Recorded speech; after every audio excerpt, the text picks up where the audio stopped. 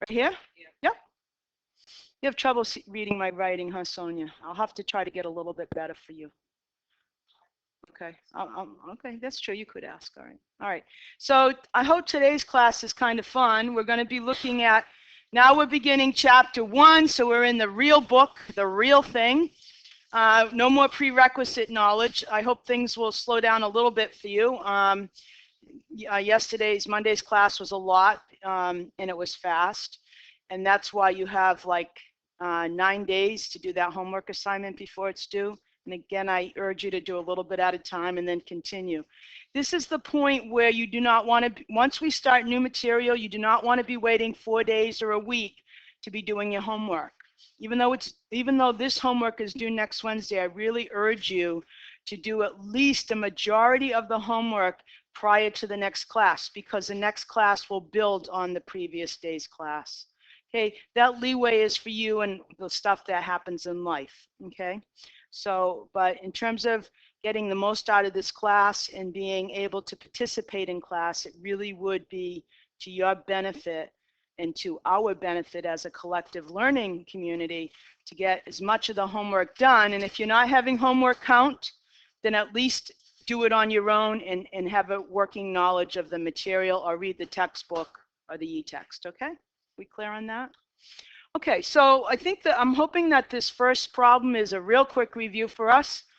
Again, this little memory thing, what we call our sort of a coordinate plane that we do all our graphing on is called the Cartesian plane, and it's after Rene Descartes. And you can see in the word, in his name, Cart, in Cartesian plane, that it was named after him. And this is a picture of a coordinate plane with several points. So let's quickly discuss everything we remember about the coordinate plane. So what do you remember, real quick? Anything? Yep, Brendan. Y goes vertical. Y is vertical, but not all of our variables are called X and Y. The Y is what we call a dependent variable. So when you're looking at an equation, often it's the variable that you're solving for. So if we're looking at, like my wages are $25 per hour times the number of hours I work, and I have this little model where you see your Y, this is now would be a W. So if I did a graph of this, W would go here and the number of hours would go there. W is the dependent variable. What else do you remember? Anything else? X is the independent, right? Your horizontal axis is your independent variable. So in this simple little example I gave you, the wage, the amount of wage is your dependent variable, measured in dollars or euros or pesos or rupees, whatever. And H is the number of hours. That would be your independent variable, right? So if we were looking at a graph of this relationship and we had a story to it, would I use all of these, this whole picture? If I had a story about how much money you're earning based on the number of hours you're working, would I have the entire Cartesian plane? Or what would I have?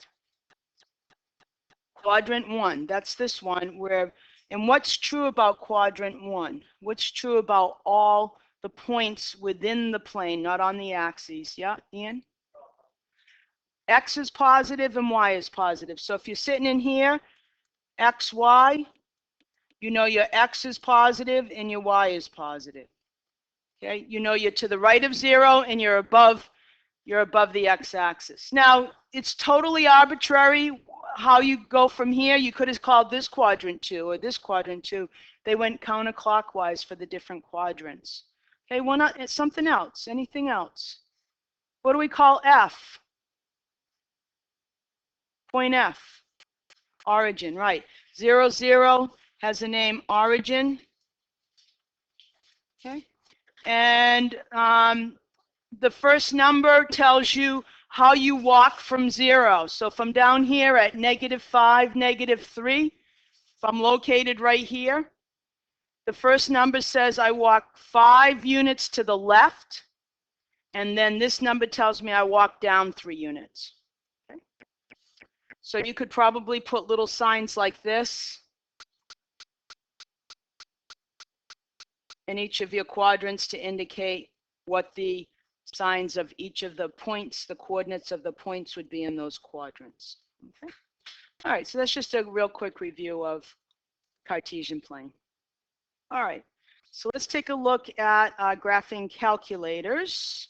Oh, first, before we do that, the topic of today's section in the book is called Graphs and Graphing Utilities. So let's take a look. I think this method will be very familiar to most of you, that if we're going to create a graph, and one of the things you're going to learn this semester and then proceed with is that after this point, you will not be plotting points anymore to get a sense of what your graph looks like. You're going to have a real good sense by the time you leave here on December 18th or whenever it is, what certain graphs look like for certain equations that we're going to be calling functions. You're also going to have a sense of how those can change by adding and subtracting numbers to them or multiplying them by numbers. So you're going to get a real good sense of how to graph without plotting points. However, the plotting points method has gotten us pretty far in Math 105 and Math 106, or in your previous algebra courses that you may have taken somewhere else. So let's talk about just quickly how we generate points. Okay, so we need to come up with enough numbers of points that satisfy this equation. Here's an equation in 2 variables. We call this an equation in 2 variables. Okay, it's got an x and it's got a y. And the ordered pair xy, if it makes the left-hand side of that equation equal the right-hand side, we say that it's a solution to the equation. So each and every point that makes the left side equal to the right side is a solution to the equation. The graph that we create, once we connect all those points, represents the entire solution set. So the graph of y equals 4 minus x squared represents the entire solution set, because the solutions to this equation are infinite. You have an infinite number of x's and y's you can put in there. Okay, so we usually begin by selecting usually integers. On our graphing calculators, the standard window goes from -10 to +10, but just for the sake of ease today, I just started with -3. And we're incrementing by 1, and we're going up to +3. So you usually pick a bunch of points with nice friendly numbers. You plug your x value into your equation. It says y is the same thing as 4 minus -3 squared. Now remember, we discussed the fact that this must be in parentheses. Must be in parentheses because it's a negative number. So that's the same as 4 take away what? 9, which gives me -5. So we get -3, -5, which that is one solution. I come down here on my graph and I put in the point -3, -5. If you want to label it, you can, like this. All right, now we're going to go and do the next one. 4 take away a -2 squared is 4 take away 4, which leaves me with 0. So now my point is -2, 0. That's an important point. Does anybody know what we call that point, -2, 0? Has this x-intercept, right? So this is called the x-intercept. And we'll talk about that a bit in a second, a little more. Okay, so -1 squared, 4 take away a -1 squared is 4 take away 1, which gives us a value of 3 for y. So we have -1 for x and 3 for y. Here we go. All right. And what is my value of y when x is 0? It's 4. Does anybody know the name of that point? 0, 4. The y-intercept, right? So this is called the y-intercept. Y-intercept. Again, if we were plotting a story, it might be the w-intercept instead of the y-intercept, whatever you call the variable, okay? Okay, now for 1, let's see what happens. 4 take away 1 squared is 3. So at positive 1, we have a 3 as well. So over here, we're at negative 1, we go up positive 3. And over here at positive 1, we also have a 3. Okay. At 2, we're 4 take away 2 squared, which gives us 2. 2, 2. So even though, did I do that right? Is it 2, 2? No, what should it be? 2, 0, right. 4 take away 4, not 4 take away 2. Okay, 2, 0. Okay, and then finally, 4 take away 3 square is going to bring us back to negative 5. Okay, so we got 3, negative 5. So right now, on this graph, the language that we use is that I have 1, 2, 3, 4, 5, 6. I have 7 solutions. I've represented 7 solutions to the equation y equals 4 minus x squared. To represent the entire solution set, I use a nice smooth curve. And I start down here. I'm always put an arrow because these things continue forever and ever. And you come up, you reach your highest point here, and you come right back down like this. And you put arrows. How'd I do? Did I do it pretty good? Right. Thank you. So that red line, what's the name we give to this shape? Parabola. Because this is a quadratic equation. The parabola, the graph of the parabola represents the set of all solutions.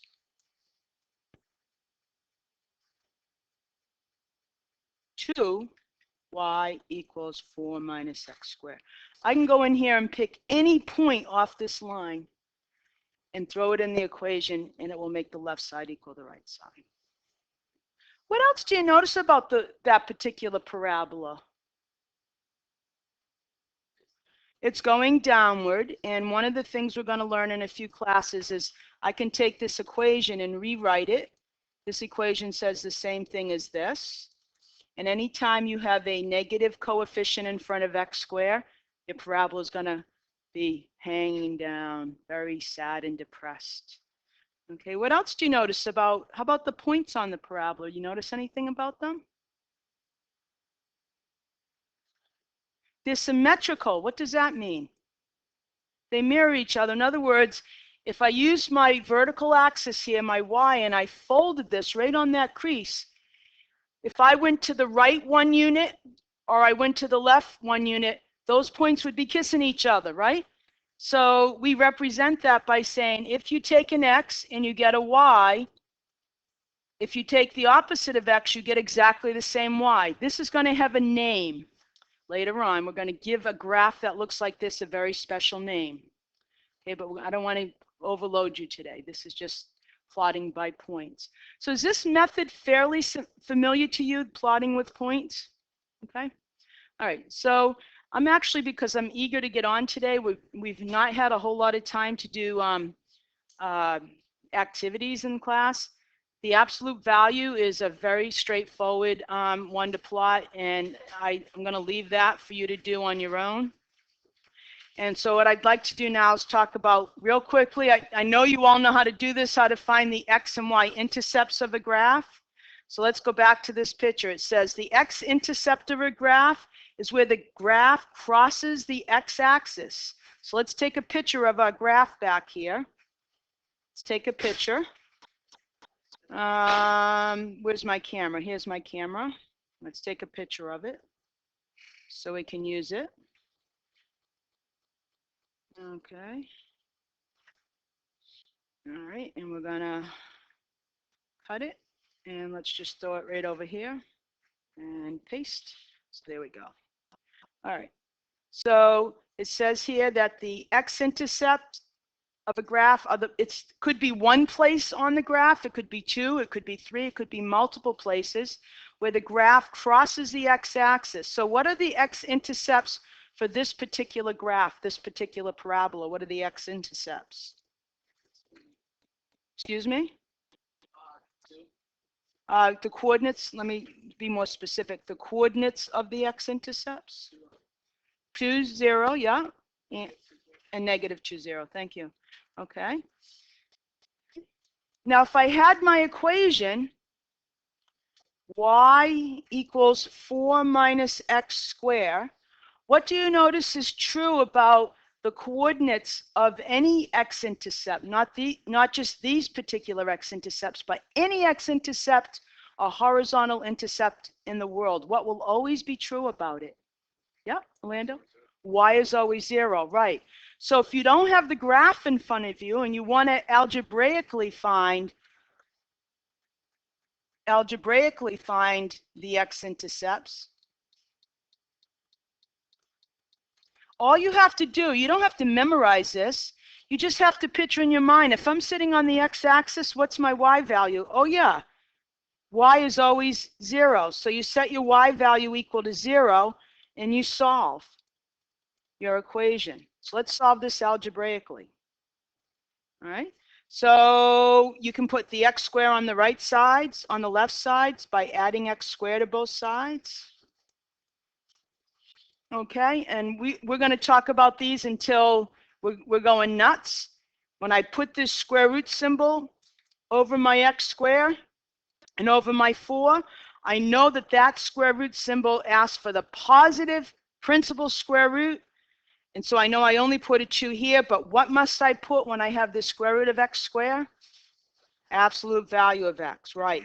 So now this tells me there's no way you're going to forget I have 2 answers, right?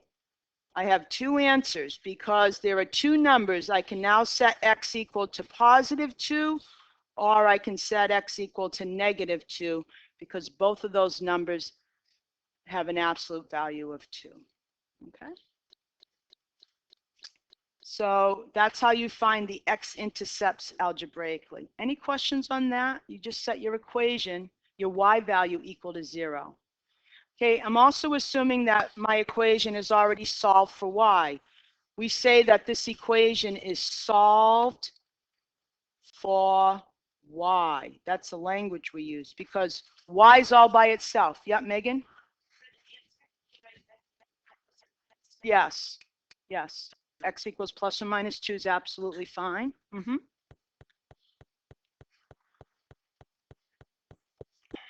If I ask you for the coordinates of an x-intercept, I expect you to write an ordered pair, however. Okay. Now, how would I go about finding the y-intercept? Well, let's see what the y-intercept is. The y-intercept is where the graph crosses the y-axis. So how did we identify this point? What were the coordinates of this point right here where this red graph crossed the y-axis? 0, 4. So to find the y-intercept, what's 0 now? X, right. So to find the y-intercept, you set x equal to 0 and solve for y. Right. So we get y equals 4 minus 0 squared, y equals 4. And there you go, 0, 4. That's your y-intercept. So this should be a review for everybody. If this looks really foreign to you or you feel really lost, this is a good time to talk to me at the end of class. Okay? This should, could I slow down? Scroll down. Sure, I'll scroll down. Okay. All right, so x and y intercepts feel okay? Pretty okay? All right, so now we're going to see how we use our graphing utilities. And I told you that you needed your graphing calculators by today. If you don't have it, you can look on with somebody. So we're now going to look at, again, how do you do some of the features on the TI-83 or 84 with the graphing calculators. I also have given a lot of you the forms for the rental graphing calculators. I do have some more of those you can get after class. So let's take a look at how we use our graphing calculators to graph an equation. Okay, so scoot beside someone if you don't have one, or you can pay attention to my giant one I have up here. Okay, is that big enough for everybody to see? Can everybody see that? Okay. All right, so let's suppose we wanted to put this on our graphing calculator. We go to the y equals button. Everything's written here for you, so if you don't have it today, you can always practice when you get it. You hit the y equals button. Well, first you got to turn it on, Kavanaugh. There we go. I'm going to clear everything. I hit second quit. So I hit y equals. Notice I have the equation from Monday's class in there, and I don't want it there, so I just hit clear. Okay, I want to start fresh. The other thing you should notice is plot 1, plot 2, plot 3 are not highlighted. Sometimes when you borrow calculators from the class, you'll get one of those highlighted, which means there's a stat plot on, and you got to go in and turn that off. So if you have a situation like that, all you do is you hit second stat plot, and you make sure all of these are off. Okay. Let's go back to our y equals. So we put in our equation, 4, and then your subtraction button is this one right here, folks. It's not this. This is your opposite of button to make something the opposite of. So 4 take away x, and then you use your caret, and you put your 2 for your exponent. Okay? So now if we press graph, if we press the graph button right here, we get the picture we just plotted in class. Okay? Now,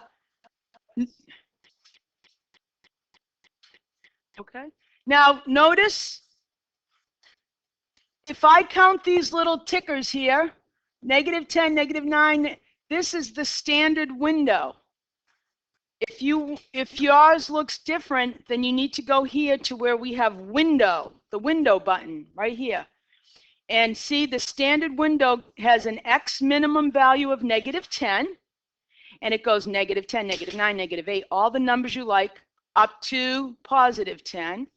And then the same is true for the Y scale. It goes from a smallest Y value of -10, and it increments by 1 all the way up to +10.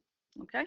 Now, if you want to change that, let's suppose you wanted, for some reason, you want to just look at numbers from -3 to 3, like our table did, then you would just go in there and say, I want to look at -3 to +3. I still want to increment by 1. Or you could put here by a half if you wanted to look at every half value. It's up to you. And then you could say, okay, I don't know what those numbers will be. I'm going to keep that where it is. And now when you hit graph, your picture will look a little bit different. You see how this graph is now focused right in on the part of the graph that goes between -3 and +3. If you want it back to look at a more global view, you can use the zoom in and zoom out button, or you can just hit 6 and say, bring me back to my standard graph, which goes from -10 to 10. Okay, so that's a picture of your graph. Sometimes the hardest part of graphing in the class is finding the window that works. You got to play with it. You got to think about the values, your X and Y values, and put the appropriate window in. So sometimes it takes a little bit of playing around to get the right window. I think we already talked about the table in Monday's class. Notice now that we have this equation in Y1, we can generate a table of values. We already generated it by plotting the points. But again, that's all unnecessary work. You don't have to do that anymore, because let's see what the table looks like right now. How do I know what my table looks like? I go to second window, because above the window it says set your table. So second window. Now my table's going to start at X being 95. Do I want that? No. So we started our table that we plotted where at -3, right? At the beginning of lecture. Let's increment by 1. And let's come down here and say, I want to do auto. And auto, if you remember, will automatically make the, oops, I guess I didn't hit the right, let's go back. -3, increment by 1, come on down. hit enter. Okay, so now when I go to my table, notice, voila, I get the table and all the values that we just did by hand. So a lot of the things you have to do for homework, the plotting, the creation of tables, can all be done like that with your graphing calculator. Okay, so there's your table. Second graph right above it, Sonia, it says table right there in yellow letters. Okay. Okay. All right, so notice here I've told you that your standard window goes from -10 to 10 with increments of 1. That's called option 6 in your zoom. So right here, we'll be using lots of these zooms as we go through the course. Okay. That's your graphing calculator, how to get a table. Okay.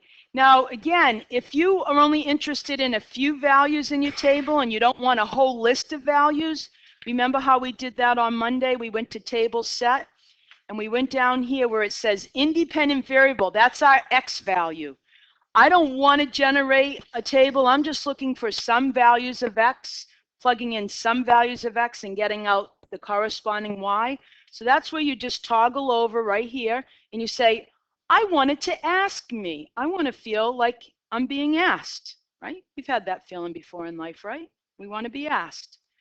And then you go to your table. So it's saying, okay, tell me what you want X to be. Well, we haven't looked at anything between -3 and +3 other than the integers. So what if we were interested in the value for Y for, say, -2.5? So I come down here and I go -2.5. And the minute I hit enter, out will pop my Y value. Okay. If I was interested in a number like 8, I plug it in and out pops my Y value. So here it's asking you, tell me what you want X to be, and then I'll automatically calculate Y. And notice what Y it's calculating, folks, Y sub 1. And where's the rule for Y sub 1? Where was that rule, Y sub 1? How does it know what to calculate?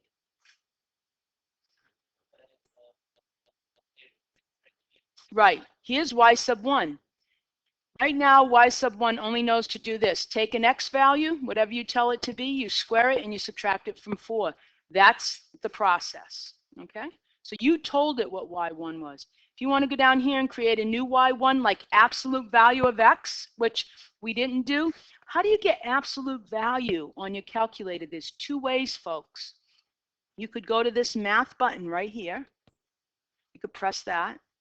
And lo and behold, you don't see any absolute value signs. But go over here, toggle over to num, N-U-M, it stands for number. And notice the very first thing is ABS. That stands for absolute value. You hit absolute value, and then you just plop your X in there, close the parentheses. So now, if you wanted to plot the absolute value, you want to turn off Y1. So you just go up and where that equal sign is, you hit enter, and it turns it off, because it's no longer highlighted, okay? And now you can hit second, what, Sonia? Okay, I didn't hear it. I was answering a question. Oh, you were answering a question. Okay, now where was I? Second table. So notice now, for the same X values we had just put in with Y1, notice what we have, their absolute value, because now above there it says Y2, okay? So now it's saying, hey, I got a whole new set of rules here. I take my X and I'm going to do the absolute value. What do you think the graph looks like for absolute value? Any idea? Yeah, V. So let's take a look at what the graph looks like. All we have to do is hit graph and there's your V. Because notice for every single X value you put in, your Y value is positive except for the number 0. So this has one x-intercept. So let's take a picture of this and put it back a page or so. Let's see, this is absolute value. So let's copy or cut. Let's go back here where we were talking about the X and Y intercepts for a minute. There's no more space. Let me put in. So if we put in the absolute value, here's a graph of the absolute value function.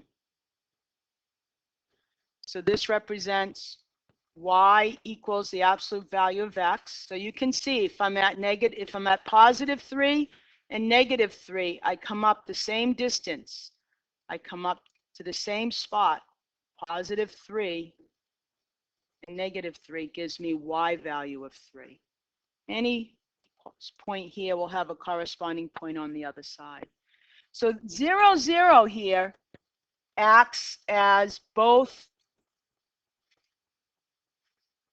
the x and y-intercept. So it's both the x-intercept and the y-intercept.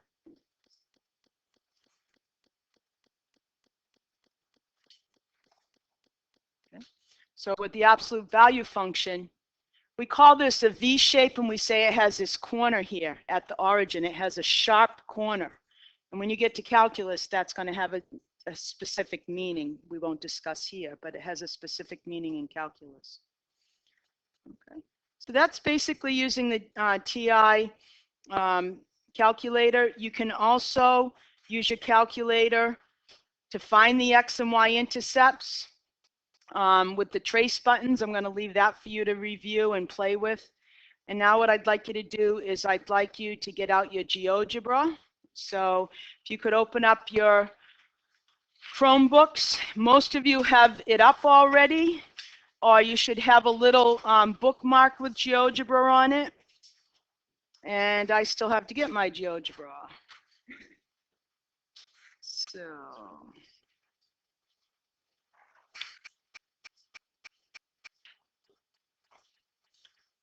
okay, so all you should have is something that looks something like this somewhere on your screen. Okay, something like that on your screen. All right, so what's this say? A newer version of Geo, no, I don't want it. No, this is fine. Okay, so let's talk a little bit about, I don't need my calculator now, so let me close that out. Close. It's just being slow. You're what? Okay, we'll speak with, just shut it and let's switch, Megan, here.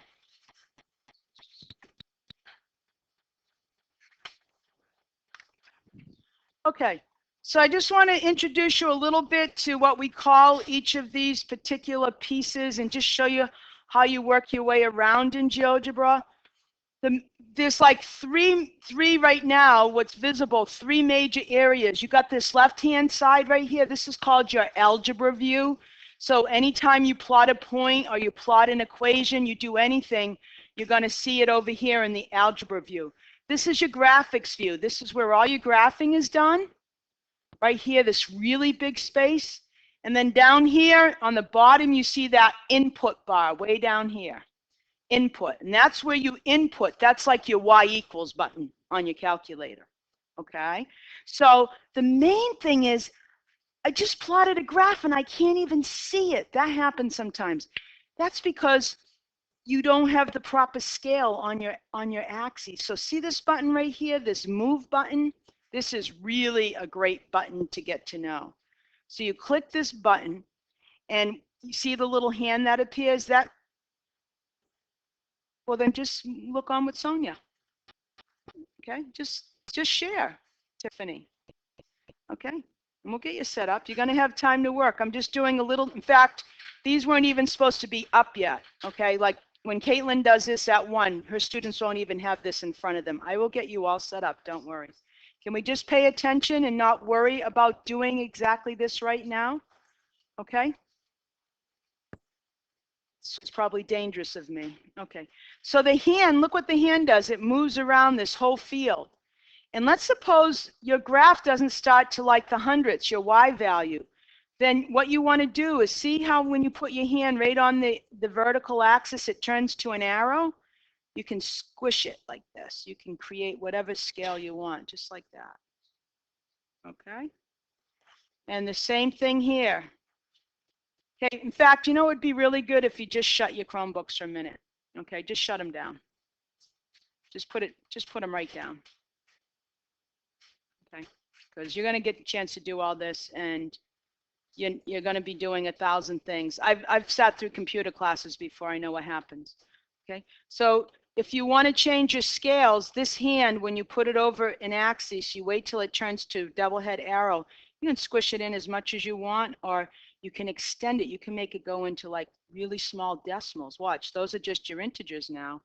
Now you're getting like into tenths. Okay, so this button here is your moving everything around button.